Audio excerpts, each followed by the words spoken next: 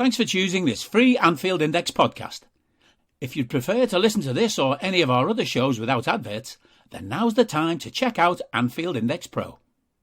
With AEye Pro, you can supercharge your entire listening experience. You'll not only get all of our podcasts without the ads, but you'll have them far faster with our quick publish feature available exclusively for subscribers. AEye Pro also puts you in the heart of our sound studio, with an option to listen to many of our shows live and interact with the podcasters in real time as the shows are recording. Upgrading couldn't be easier. AEye Pro is available on all popular podcast platforms, and we have our own apps for Apple and Android. Just head on over to AnfieldIndexPro.com and get started today. Hello and welcome to AEye Scouted on Anfield Index Pro. I'm Dave Hendrick, joined as always by Mr. Karl Matchett. How are you, sir? Stellar. How are you, Dave? I'm tremendous. It's beautifully wet outside.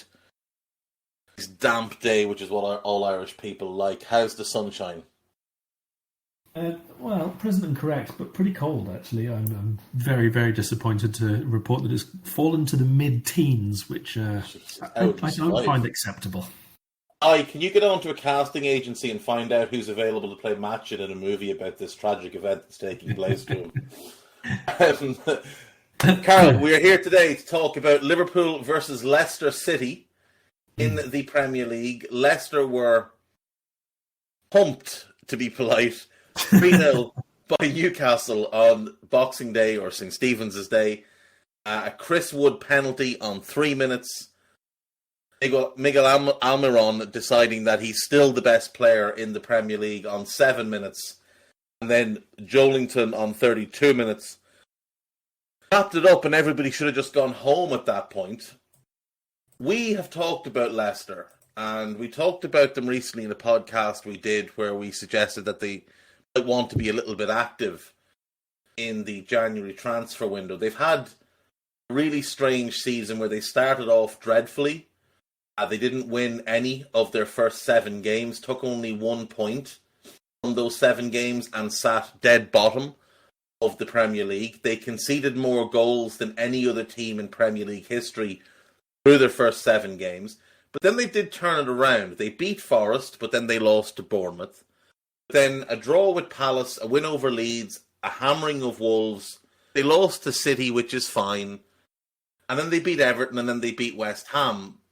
And it looked like they had finally figured some things out. Maddison was playing really well. Harvey Barnes had found form.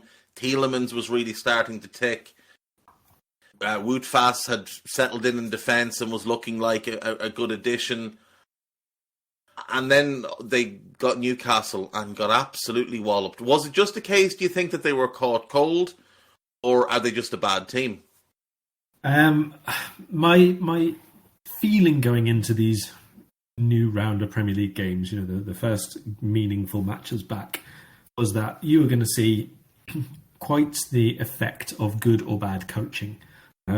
Obviously, there's going to be differences to that across the board. Even really good preparation sometimes just doesn't translate to good performance on the day or good energy or whatever. But with like 2 weeks build up at the very least, more for some teams, but at least 2 weeks build up, preparation, knowing who you're going to have available, barring last minute injury or illness or whatever. All that time to work on one specific opponent and the defensive approach you're going to take and everything. You should be seeing here either very good, well-coached teams playing well in that first match and knowing what they're doing and being organised off the ball. And those who are not well-coached or don't have a great coaching structure, I think was quite apparent that they didn't put in. I haven't seen every single one of the games back, so like I said, I'm not going to say that unilaterally across the board, but I think this was a very, very notable theme. I think if you look at Everton's performance, if you look at Leicester, obviously, even to an extent, actually Aston Villa, I was expecting more from them from Liverpool's match. Bournemouth, the same on Tuesday. All of these teams really struggled to put in decent performances, whether or not they had been good before the international break, or the World Cup break, a big international break.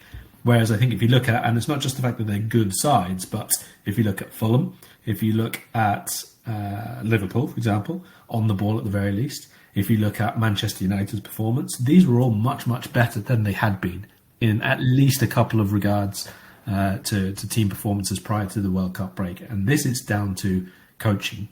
And I don't mean management here. I mean the actual coaching plans and sessions put on day to day in training.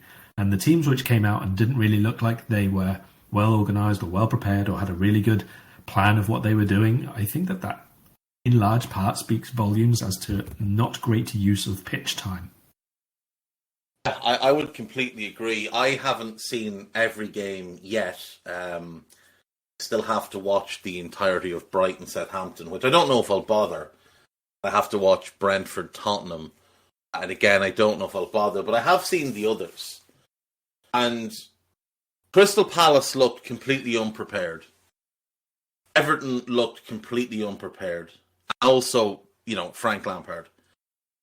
West Ham looked like they hadn't been together at all during the break. It looked like they literally just turned up. How do we play again? Oh yeah, let's go do that. And we're awful. And Nottingham Forest last night they were just a shambles. Leicester really did stand out to me because there was just... Do you remember when they got walloped by Brighton and then by Spurs? Or it might have been the other way around, but they got walloped in back-to-back games by Brighton and Spurs. And it was like they had a little bit of fight in them, and then when the game started to go against them, they just sort of gave up and down tools. And this was like that, except there was no fight. When the first goal was in, it was like they all threw their hands up in the air and went, oh, well, what can we do now? Game's over. There was no fight in the team. There was no real desire. Vardy showed what you expect Jamie Vardy to show and tried to make a couple of things happen. He came off the bench, but I know they're missing Maddison, and that's a huge, big thing for them. They just looked like a team that had had enough of the season. It was, when you see a team that are going to finish somewhere between 9th and 14th, they're not in any risk of relegation, but they're not going to get into Europe. And in about April time, it's like, right, well, season's kind of over. Let's just go through the motions. It was like that. This is the 15th game of the season. This isn't April. This is Christmas time. This is, you got to go out and turn your season around. And you go into the game in 13th place, looking like you could mount a challenge on Europe, considering how tight the league is, and serve up that. It was very, very disappointing. And it does make me wonder, do those players want to play for Brendan Rodgers anymore? I mean, it was a very all-round poor performance. I thought right throughout that side, there were very, very bad individual performances on the ball, really loose, really not concentrated performances, some very questionable amounts of running off the ball in certain areas of the pitch, some odd decision making in other areas of the pitch when they were in possession. Rufai said, I think he's terrible. I really do. I just do not see very many redeeming qualities for him as a centre-back. I think the only real step forward that I saw from him, from Leicester as a defensive unit prior to the international break, was the fact that they had kept playing the same people in the same positions, and they started to get a bit better understanding, and they started to get a bit better consistency by that, and a little bit of cover for each other. But individually, I think he's a terrible defender. I really do.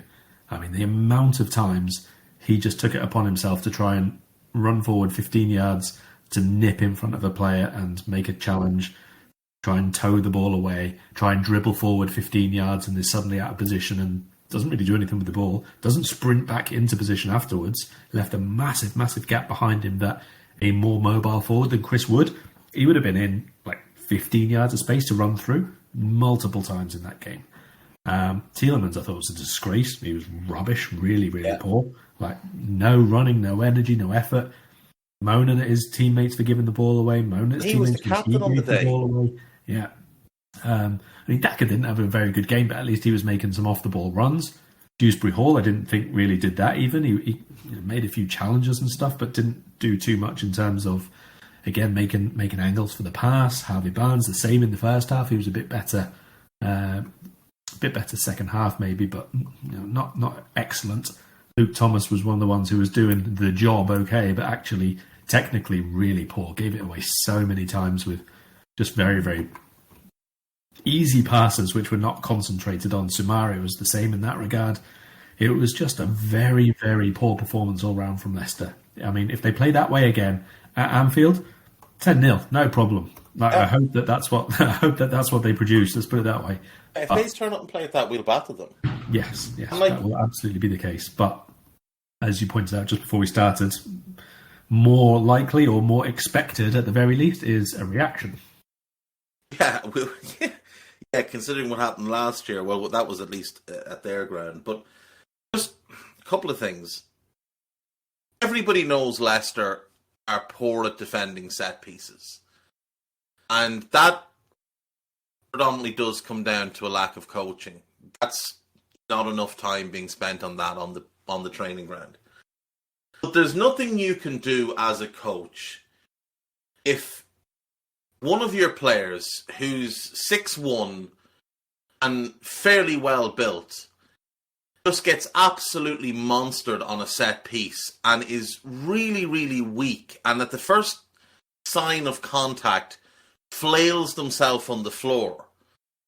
Soumaré's defending of Joelinton on that set piece was a disgrace. And I would have taken him off immediately. Because you're a big, big guy and you're being tasked with marking Joelinton. Now, I know Joelinton's a bit bigger than you and he's a strong guy and whatever else. But there's no excuse for how Soumaré defended that. And, you can look through this team. I mean, Castagne, we've talked a bit before. He's just not very good. Daniel Amartey is never, ever, ever going to be a Premier League centre-back. Ever. I don't know why Rodgers insists on playing him. I get that Söyüncü has been poor for about 18 months now, maybe even a little bit longer. But he's a better centre-back than Daniel Amartey. He's had a contract in 6 months, and you might want to keep him. You might not, but you might want to keep him. You might want to give him a go next to Face, because Amartey and Face is not a partnership you can run the rest of the season with. And if you play Söyüncü, you could play Amartey at right back, which is what his position actually is. And you could maybe just tuck those fullbacks in a bit more and give yourself a defensive base. But from minute one, Amartey was all over the place. Absolutely all over the place. Didn't seem to know what he was doing. The second goal, the Almiron goal, is obviously getting a lot of praise for Almiron's quick thinking and quick movement and the good pass from Bruno Guimaraes. The defence just stands and watches him. Like statues. It's like he's running through a department store. The backlot of a department store where they keep all the mannequins. They just all stand there and watch him sail through. Nobody makes an effort to make a tackle. This was a catastrophe from Leicester from start to finish. And once again, Danny Ward. If there's a worse goalkeeper in the Premier League, I haven't seen them. He is awful. Genuinely awful.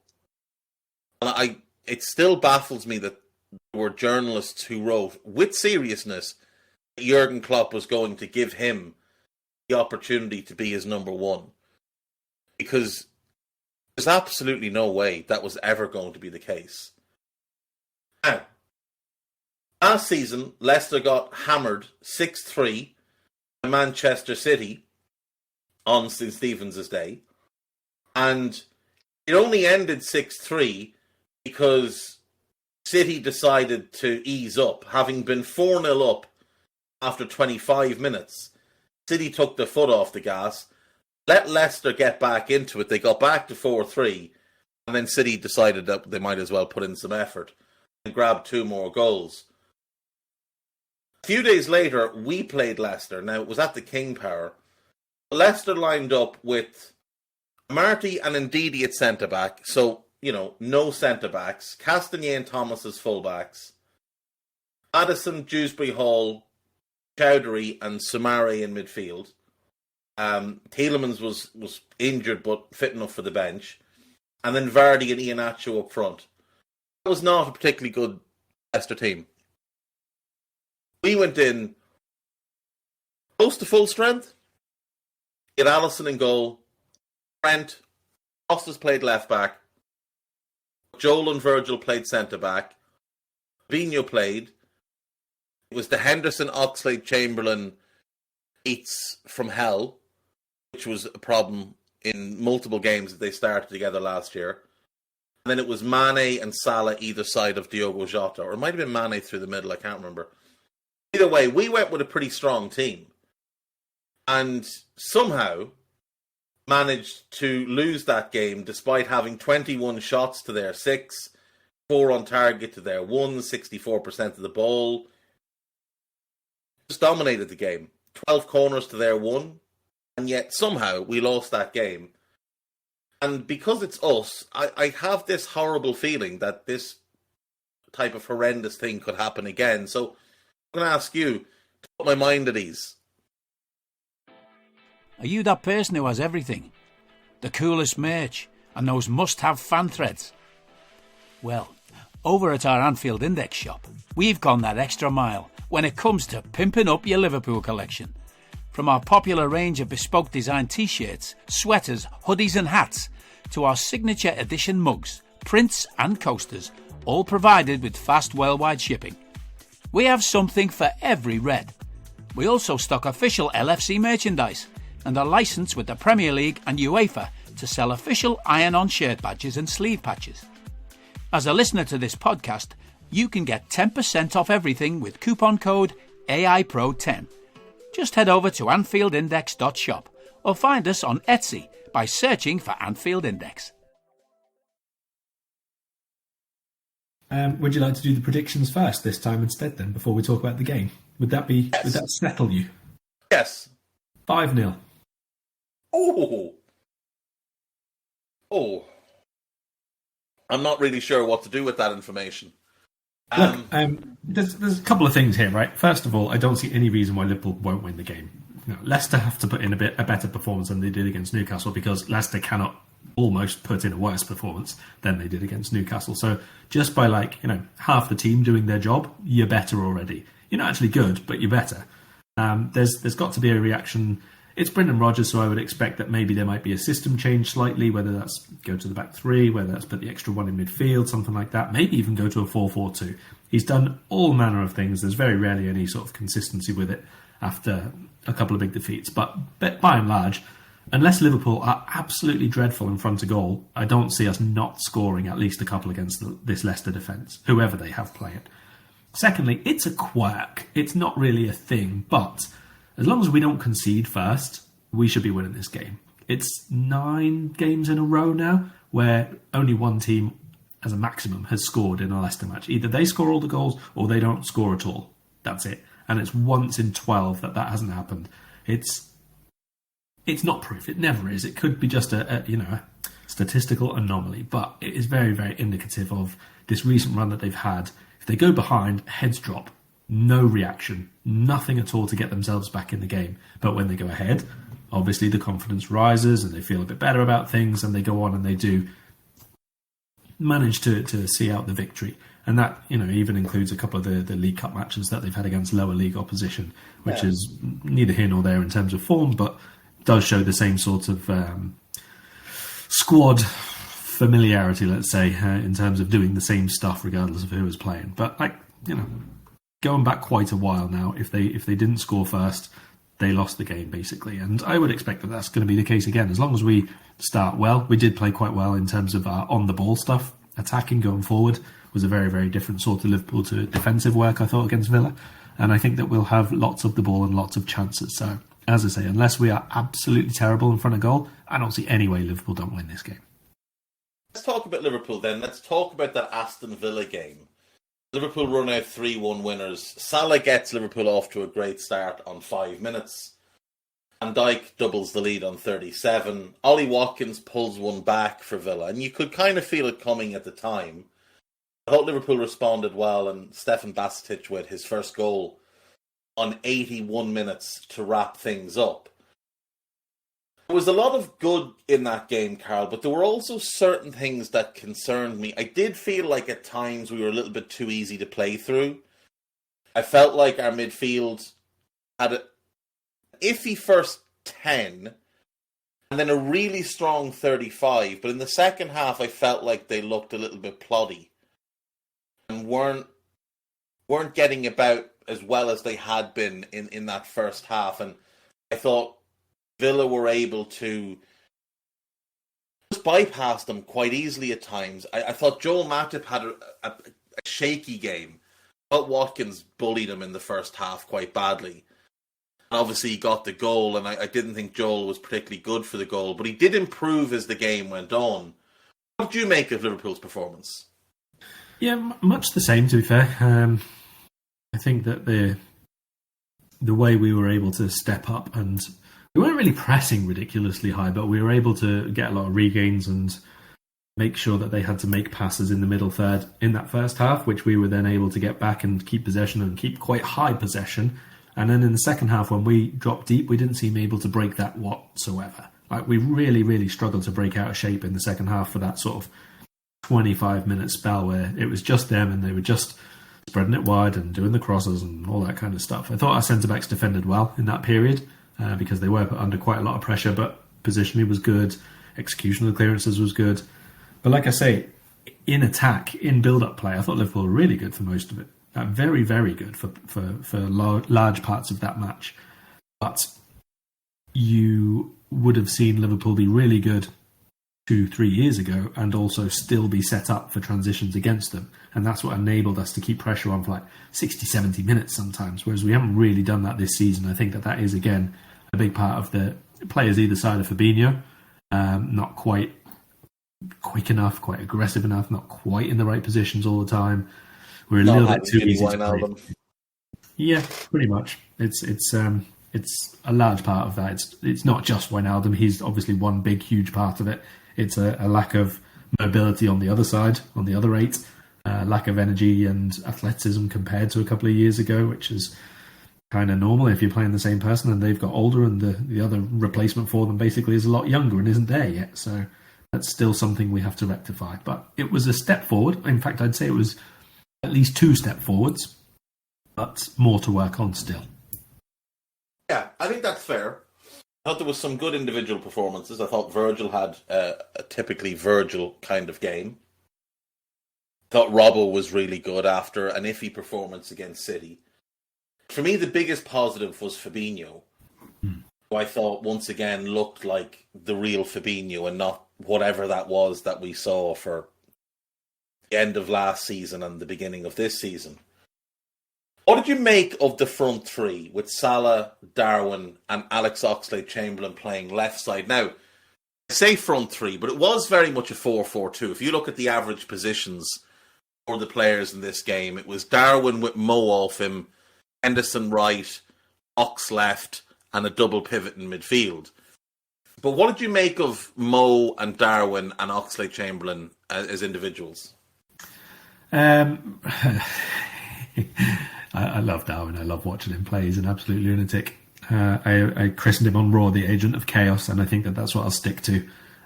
He is going to get, between creating and scoring, 2 goals a game for Liverpool.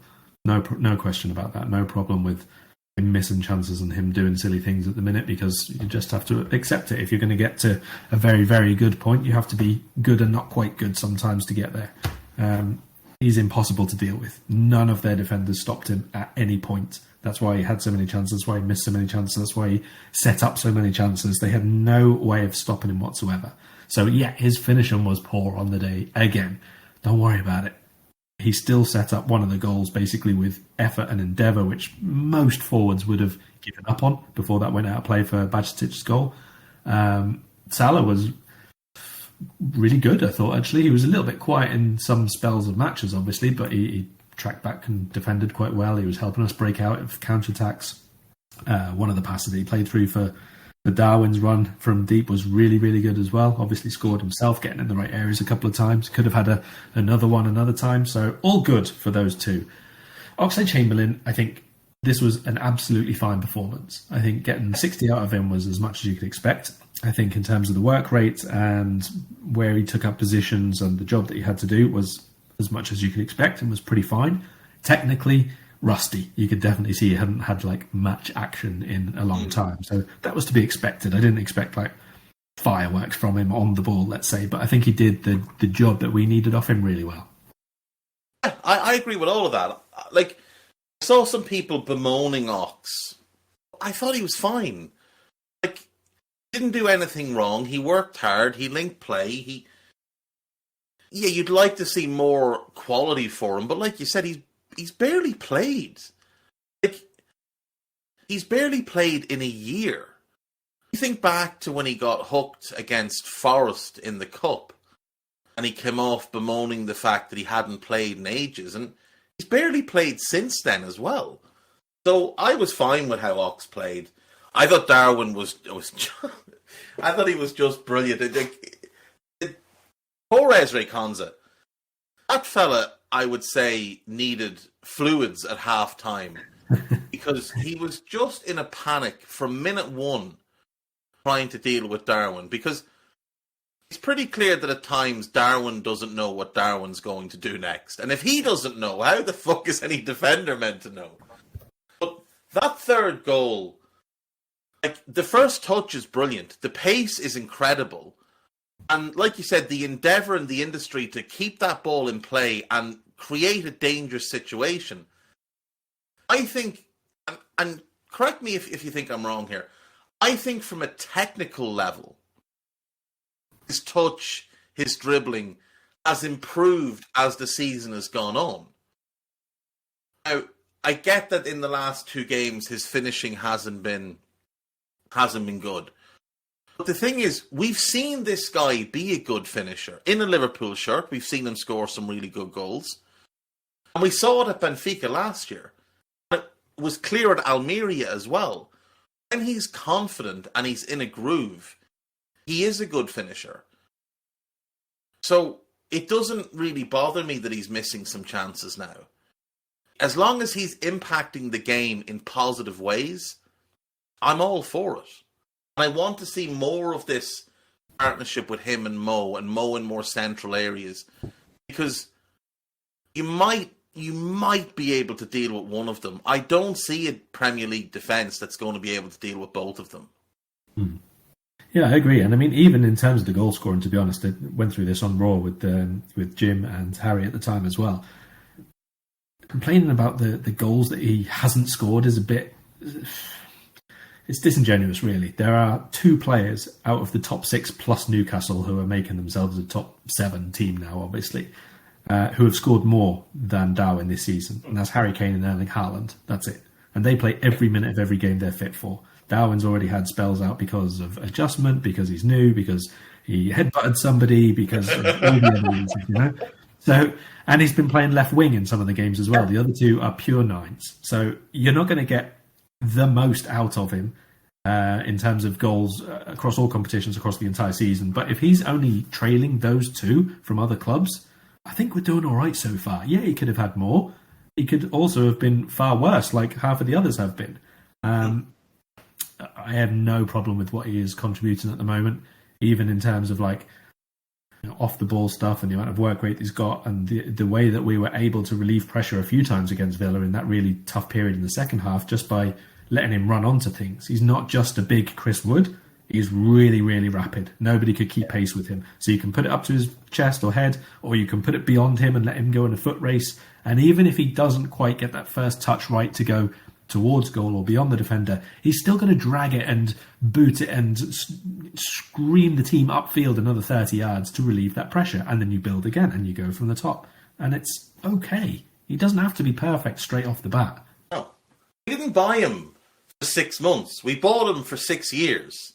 Minimum. There's a reason we signed him to to a long contract. There's a reason we paid so much money for him.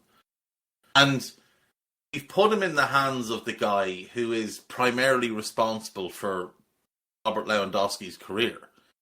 And when you look at Klopp's track record with forward players, such as Lewandowski, such as Marco Reus, such as Aubameyang, such as Salah, such as Mane, Bobby, Jota, Diaz, you look at what he's been able to do, he levels all of them up. And in some cases, significantly so. And I'm drawn to think back a number of years, Karl, to when another Uruguayan arrived at the club. And he had that really exciting first 6 months when we were a bit shit, and Kenny figured out a system that was basically Suarez up front with 3 supporters in Maxi and Coughton and Raul Morales, and then a double pivot, which was largely Jay Spearing and Lucas Leiva, which might be the worst double pivot in the history of football. But Suarez knitted it all together and made it work. And in the following season, the shape changed because Downing arrived and Andy Carroll got fit and Adam got... And Carroll's back. Henderson came into the club from Sunderland. Charlie Adam arrived. And the team changed. And Suarez had... Forgetting what happened with Everett, Suarez had a season where he was always offside. Hello, I'm here to annoy you. I'm here to annoy you into listening to more of me and more of others on EPL Index. We don't just have the Anfield Index stuff. We've got EPL Index as well, which covers the entirety of the Premier League. And we have 3 podcasts and a whole bunch of really good writing on EPLindex.com. The podcasts are my own Two-Footed podcast, which is every day at 4 p.m., Monday through Friday, covering the whole league. We have A Tad Predictable, hosted by Tadiwa. You know Tadiwa, he does Anfield Index. He presents A Tad Predictable before every Premier League match week. And then Kevin DeVries and his crew on the EPL Roundtable, they're every week after the Premier League match week. So make sure you listen to everything we're doing on EPL Index and follow us there on Twitter at EPL Index. Thank you. Bye-bye. And he was missing so many really good chances. One-on-ones, get through and he'd do that thing with the outside of his foot and blare it over the crossbar or dribble it at the goalkeeper. And you were getting really, as a fan base, we were getting really frustrated with him. Didn't help that the team was shit. But we were getting really frustrated with him. And then once it clicked for Luis, and once the team got more focused around Luis, he really took off. And I think we've seen in the last 2 games a slight alteration in how the team is playing to be more inclusive of Darwin. Because when we started the season, like you said, he was playing a lot of left wing and team was set up to get more out of Mo, obviously, best player. And a lot of fans were bemoaning the fact that we weren't creating chances for Darwin in the same way that City were creating 8 tap-ins a game for Haaland. Now we are creating more chances for Darwin. Not the simple chances that Haaland gets, but there's more chances being created for him. There's more play through him. I think as the team adapts to him and he adapts to the team, I can really see a situation where he gets 10 goals in 8 games. Everything he hits just seems to fly in. We saw in the early parts of the season, it took some world-class saves and some very strong goal frames to stop him scoring some absolute worldies. When he played on instinct and when he was confident and just letting things go. I feel like once it clicks for him and he gets a bit of confidence, I think he will just go on an extended run where he just looks unstoppable. Yeah, fully agree. And to be honest, I think Leicester is a really good example of a team who he could go on and score a hat-trick against. And in fact, I'll put that in my prediction. There you go, 5-0 with a Núñez hat-trick. I completely see this is the type of team he would just utterly bully. Teams who are not completely set in a defensive organisation shape, teams who are not really, really good in transitions in terms of the midfielders covering areas, teams who don't have a lot of pace at the back, who maybe have a bit of height at the back, but are not, I wouldn't say, aerially powerful at the back. If he is in any way confident and proactive, he's going to get half a dozen chances against Leicester, no question. As you know, assuming Liverpool are not collectively a bag of crap. But all things being equal, we shouldn't be. Guy is now in advance blaming me for Daniel Amati's 10 out of 10 Ballon d'Or performance against Leicester. So if that does happen, my bad, sorry. But like I say, all things being equal, Darwin should absolutely destroy them. I agree. And it's also worth pointing out that while, it's the popular thing to criticise Darwin or whatever, we should remember that he's not the only... he had a decent start to the season, whereas other players were not particularly good. And two of the players that haven't been particularly good this season are the two players primarily responsible for creating opportunities for him. Andy Robertson, who seems to have found a bit of form before the break and has obviously had that good performance. And Trent, who's had arguably the worst stretch of his career.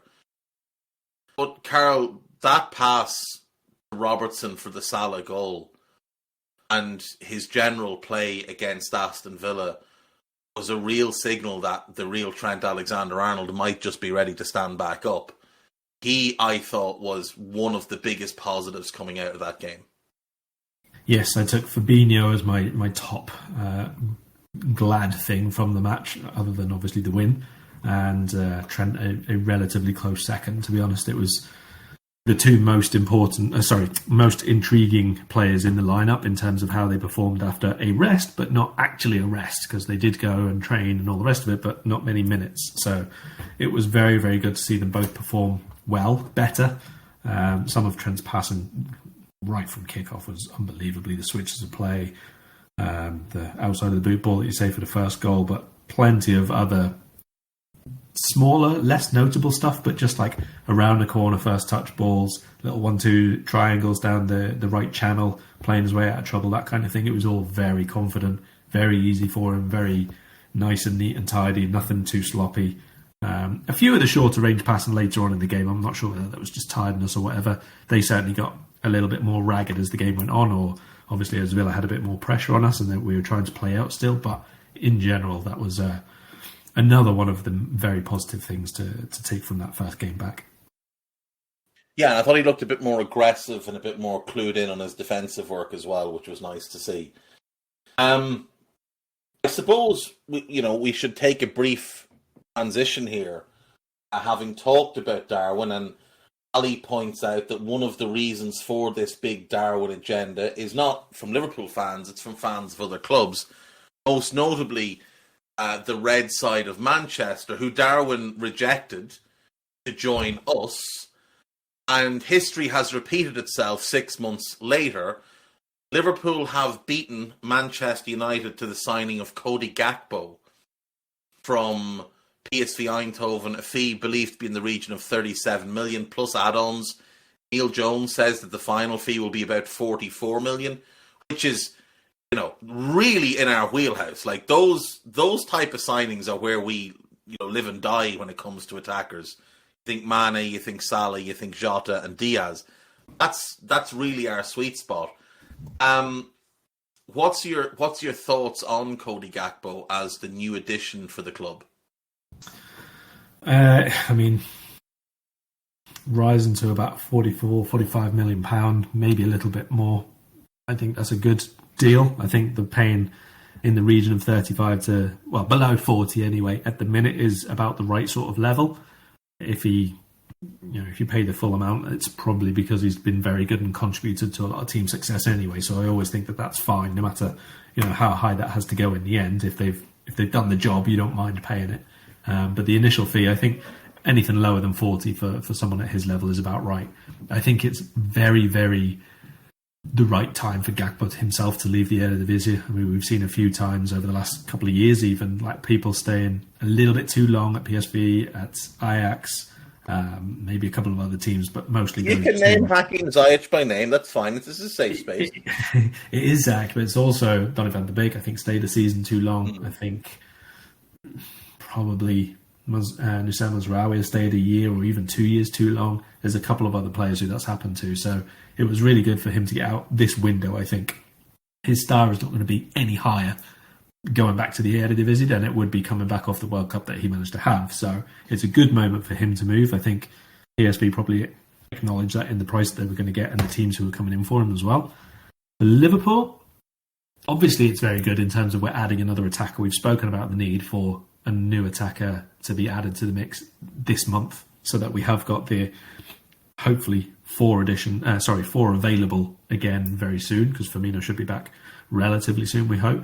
And then if everybody's fit, it's 6 up until the end of the season, and then we'll see about Firmino and so on and so forth. So good in terms of numbers and quality level being relatively around the same amount. I'm not 100% convinced that his longer-term future for Liverpool is going to be left-hand side of the attack. I don't think it will be. No, I think he's someone we'll see a lot more essentially as time goes on, but I prefer to talk about that a little bit later on once it's all done and everything. But just in immediate terms, whether he plays against Brentford or not, if it's all done by then, it doesn't really matter. It might only be off the bench anyway. It's good to have him in early. It's good that the work is getting done early. It's good that with all the upheaval that's going on off the pitch at Liverpool, in terms of Julian Ward leaving and potential board changes, potential sale, blah, blah, blah, we have still got the processes in place to make things happen. So I'm like you in terms of I am always up for adding more Dutchness to the squad. We love that. We've always loved that, and it's good to see that come on board. I think there's a lot to work with Cody Gakpo. We need to see more from him in certain aspects, no question. But actually, I don't buy into the narrative I'm already seeing in a few places in terms of his defensive work, his off-the-ball work isn't good enough, that sort of thing. I do not agree with this at all. Maybe data tells us this, but positionally, watch them on the pitch. He doesn't necessarily have to go in for the tackles all the time. He's very, very quick to get into position. He's very quick to block off passing lanes. He's very quick to fill his role in the team, which is not to be in-your-face aggressive like Luis Diaz, for example, who will go in for the tackle. That's not what he has been doing for PSV. That's not what he is asked to do for Netherlands. So defensive work has to improve, same as it always does for any forward coming to Liverpool or for Jurgen Klopp. But he does work. People seem to believe that we bought Mo and Sadio as ready-made pressing machines. They weren't at all. They showed an aptitude for it. And Gakpo has shown an aptitude for it when it's asked of him. What people seem to forget is for the last 18 months or a little bit more at PSV, he has been the entire hub of their attack. And everything runs through him. And because of that, he has been given lightened defensive duties, is what I'll call it, where he's not asked to chase fullbacks 60 yards going the other way. He's told to stay high and wide. He's told to stay in certain areas of the pitch so that when PSV turn the ball over, they have that immediate out ball to him, knowing that his technical level is really high, and if we get the ball to him, he will take it in, and he can hold the ball and allow us to get out, or he can take the ball and immediately start that counter-attack. So just because he doesn't show an insane level of pressing and the data doesn't show great pressing at PSV, don't mistake that for him not being able to do it. Every club plays a different way. Every manager has different ideas, and at certain clubs, certain players are given a freedom to play outside of the system. And when Roger Schmidt was at PSV, before he bunked off to Benfica, he said, I play a high-pressing system, but he spoke specifically about Gakpo and about Noni Mudeki and said, I don't ask them to do as much defensive work as other players because they're so important to my attacking plan. They go high and wide when we're defending, and we find them with our out ball, and that's what gets us going on the counter. And we have done similar with Salah. Salah has shown an immense ability to press. He doesn't do it all the time because he's not asked to do it all the time. Sadio did it all the time because that was one of Sadio's roles in the team. But Mo was always that out ball for us. So I have no doubts that Gakpo can adapt. The only real concerns I have, I don't know if he has the highest ceiling in the world, but I think he's got a pretty high floor. I think the worst version of Gakpo from here is going to be a good player. I don't know if he ever becomes an elite level player, but he's going to be a good player at the very worst. And there's a little lack of he doesn't have a real explosive first step. He can pick the ball up when he's moving, he's good. But from a standing start, at times, he can be a little bit sluggish to get going. And once he gets going, then it's fine. But I spoke about it on Old School with Gags. His ball striking is sensational. His ability to hit the ball in stride without having to readjust his feet is really, really high level. It's the same strike of a ball every single time. And for a tall player, he doesn't have a big, long backswing. You often see with taller players, they draw their leg back and players nip in and nick the ball off them. It doesn't happen with him. And the other thing is he's a great crosser of the ball, be it from set piece or open play. And that's going to help Darwin. I think he'll end up playing more in central areas. And in a 4-4-2, in the long term, him off Darwin could be a really nice mix. That chaos that Darwin brings, and then that calm technical level of Cody Gakpo. We know he's going to be really well schooled. We know he's going to be really well coached. Every kid that comes out of Ajax and PSV is. And I had doubts on him, and when I used to obviously it's the Eredivisie, so nobody really wants to watch a ton of the Eredivisie anymore. It has dropped significantly as a league to keep an eye on. I always looked at him and thought, you're kind of like a less talented Marcus Rashford. But I still think that is kind of the comp I'd make for him. But I happen to believe Marcus Rashford is a fucking phenomenal footballer. And I went and spent about 7 hours on Wisecout when this news broke, because what else am I going to do? And the more I watched him and the more I just watched clips of him doing certain things, such as set-piece deliveries, it's the same delivery every time. It's the same technique. It's really smooth, it's really clean, and it's repeatable and consistent. And that, to me, is a really good sign. And he's a great corner taker. If nothing else, he's a phenomenally good corner taker, which, when we're lining up with Ibu or Joel, plus Virgil, plus Darwin, and if we land Jude Bellingham, that's a lot of big men jumping for the ball. We also know that Luis Diaz is quite good in the air. So it's another string to our bow. Another way that we can score goals by having this guy who is he's seen primarily as a goal scorer by a lot of people. He's got more assists over the last season and a half. He does goals. And that's something to keep an eye on, is the fact that he does create a lot of goals for other people from set pieces and crosses. I don't need a VPN. I've got nothing to hide. This is what I used to tell myself before I hooked up with LibertyShield.com. Not only is my home internet now fully encrypted, but I can now access all the websites I want, whenever I want, and do so from absolutely anywhere. As a Liverpool fan, I love to know I can now watch every match, regardless of whether it's on UK TV or not. My Liberty Shield VPN makes sure nothing is blocked and guarantees me super fast streaming speed throughout that match. You can get connected right now with their software package, which includes a 48-hour no-obligation free trial and instant access to their apps for Apple, Android, Fire TV, PC, Mac, and Android TV.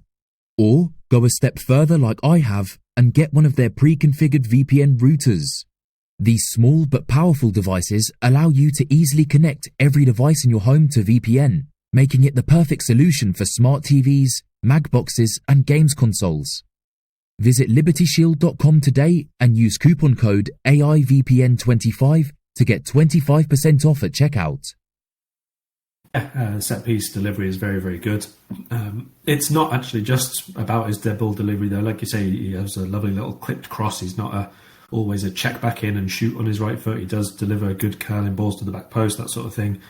I had a look at some of his numbers yesterday. I watch him enough. I know what he's like. I know what his game is. And I went to have a look at the actual numbers to see where he ranks, and Eredivisie terms, he's so miles out in front, it's not even worth a comparison. So it's not just about the goals and assists, but the manner of his creations. It's the most dribbles leading to a shot. It's the most of his own shots which lead immediately to another shot after they're saved and blocked or whatever else in the entire league. It's the most through balls in the final third. It's the most.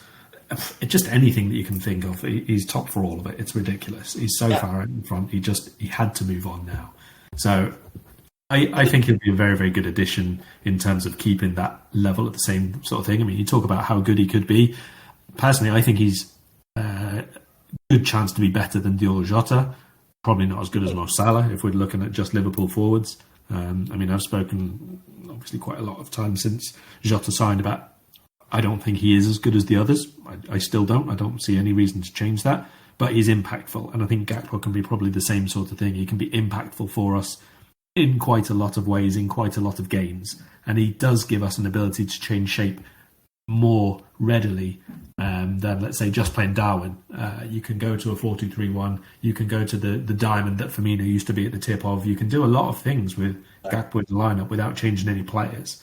So all things considered, good addition. I expect him to get better. I expect him to do certain things less over time. I think there'll be frustrations early on with him probably holding on to the ball too much and doing a few other things which you would expect for the best player in the league who always gets the ball in his team. Will try and do that now in his new side and has to realise he's playing better defenders and better set up opponents, and he has better players around him so he can rely on them more in turn. But that will all take time. Overall, I don't see this as being anything other than a decent deal for Liverpool.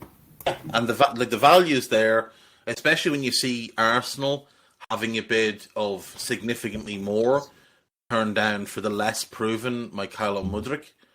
And as much of a crapshoot as it can be signing players from the Eredivisie, signing players from Ukraine, you just don't know what you're getting a lot of the time, because especially in recent years, the calibre of that league has fallen off a cliff. Now, I know he's impressed in the Champions League, but people's excitement over him is largely over his ability on the counter-attack, his pace.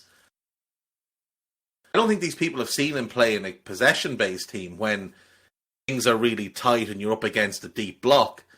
That's a completely different thing. Gakpo plays against a deep block pretty much every game. He's going to be used to playing for a team that dominates possession, and he's going to be used to having to break down defences. Obviously, Mudryk does it in the Ukrainian league for Shakhtar, but when it's in Europe, they play a totally different style.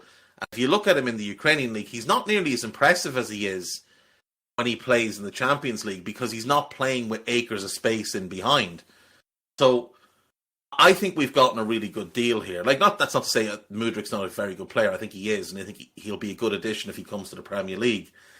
But I think we've gotten a good player, a good price, and like you said, it's really good to have it done early. And by all accounts, Julian Ward worked pretty much non-stop over Christmas to get the deal done. And I also like the fact that Paul Joyce tweets about it at 8:30 or whatever it was, and by 10 o'clock, PSV are tweeting out that the deal is done. So, it was done before the journalists were briefed about it, which is how we should be doing our business. Right, quickly back to Leicester then. You've gone 5-0. What is your predicted lineup? Do you think he goes with the same team that played against Villa, or could you see one or two changes? I think the defence stays the same. I think Konate must be really, really pushing for being the starter now alongside Van Dijk, but just given the turnaround of days and obviously how little training he's had, I think Matip probably stays in for this one. There's always the possibility of a midfield change because, it's Liverpool. Midfield is what we like to have issues with, isn't it? So that's still open to debate, but I think this time I would probably stick with the 11. Short of anybody coming back who's a big surprise, I don't think Keita did anywhere near enough. I don't think Elliott is a must start at the minute. I don't think there's any obvious change you have to make. So I'm happy to go with the same 11. Yeah, might as well start with the same 11, and on 60 you can start to make changes when you're 3 or 4-0 up. I think I don't know if I can get to 5, but I think I'll go 3-0. I do think we should win the game. They're not good. They're just not good. They're not good defensively. Currently not good in midfield. They've got talent in attack. Real talent in attack. And everybody is aware of the talent they have in attack in Barnes and Vardy and Daka and Iheanacho. And they're all players that have, strengths, but some weaknesses as well. James Maddison is out, and that's a big plus for us, because I think you could strongly say that he is their best player.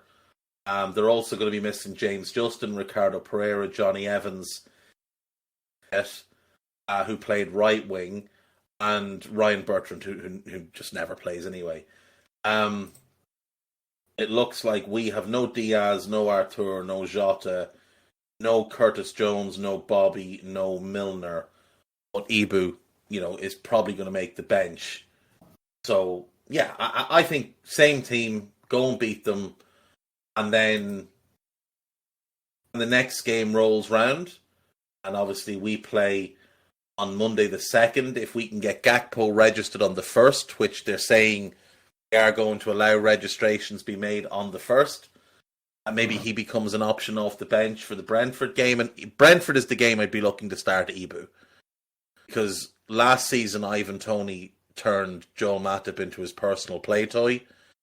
And I think Ibu would be more physically capable of dealing with the threat of Ivan Toney. So, go same team, and then you can make some changes for Brentford. And then you do get a 2-week break from Premier League action, because after that game, we don't play again until the 14th.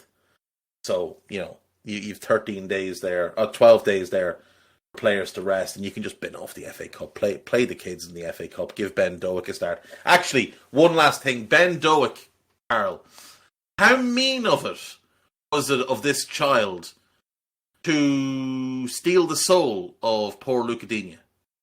I'm not aware that Digne had one to begin with. He did play for Everton for a number of years. It was just rude. It was rude and inconsiderate to go to that man's home ground and embarrass him in the way that he did. I thought the even more notable aspect was the fact he tried to do him a second time a little bit later on with an outrageously big step over. Fair play to Digne, he won that tackle. I think if he had have missed it, that was a card or a big 40-yard gap behind him. Yeah. Speaking of inconsiderate, today is the birthday of Simon Brundish. And I would like it known I am against everybody who has a birthday over the Christmas period. You're just being inconsiderate. You're looking for 2 presents in a short period of time. You should be ashamed of yourselves. Have your birthday like normal people between March and October. Huh? Yeah, there we go. Right, anything you want to let people know about before we go?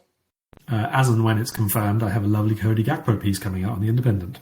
There you go. It looks like medical today. Hopefully then we get the announcement from the club today or tomorrow, and it will all be signed, sealed and delivered, and he can be registered on January 1st and maybe make his debut against Brentford on January 2nd. Wouldn't that be nice? Right, we will leave it there. Seriously though, happy birthday, Mr. Brundish. If you do hear this, I know you don't generally listen to podcasts that you're not on unless they're about baseball, but happy birthday nonetheless. And we'll see you next time. Take care of yourselves. Bye-bye. We hope you enjoyed listening to this Anfield Index show. Please be sure to subscribe to our channel so future podcasts find their way to your device automatically. There's nothing quite like fan engagement, and we'd love to know what you think of anything discussed on this show. The best way to get in touch is over on our free Discord community, where both podcasters and listeners debate the hottest LFC topics 24/7. Sign up free now at AnfieldIndex.com/Discord. You won't regret it. You can also follow us on Twitter at Anfield Index and find us on Facebook by searching for Anfield Index. Oh, and before you go, we'd love it if you could leave us a 5-star review on your favourite podcast app. It only takes a couple of seconds, and it means the world to the people who create these free shows.